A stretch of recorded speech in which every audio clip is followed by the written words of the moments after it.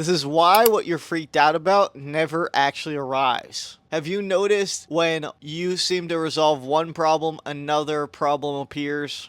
This is not a coincidence. This is the ego. So when the ego is threatened, it needs to stay relevant. It needs to constantly do something, worry about something, fix something. Because without a problem, the ego is scared it's going to fade away. So it tries to create a false identity through struggle. These struggles are when we're over focused on our body, our environment, or on time. Or it can be around our identity, survival, or control. Some examples could be seeing someone succeed and feeling jealous, feeling attacked after getting criticism, or preparing for an event or an exam in the future and feeling anxiety. These identities feel like you, but they're just costumes the ego wears to stay relevant. And most of these problems don't exist outside of your head. They're imaginary loops they're almost like mental projections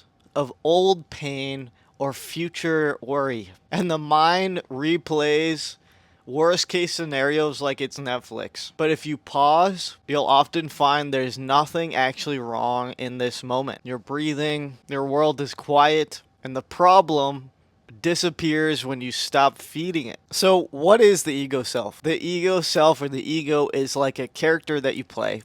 It's your sensory perception of being in a human body. It's not bad, it's just limited. And without this, we wouldn't understand if I touch the hot stove, I get burned. It is important, but it's often the version of us that's built off of memories, fears, roles, or old stories. It says, this is who I am, this is what I think, this is what I'm scared of. But that voice, that's not the whole you. Your spirit, or your higher self, on the other hand, is the you that watches quietly behind it all. The you that is aware, calm, infinite, and whole. It's the part of you that feels peace for no reason and love without conditions. We're not here to destroy the ego, we're here to make friends with it. When you live from the spirit, observing the ego, this is where you respond instead of react. You feel instead of fear.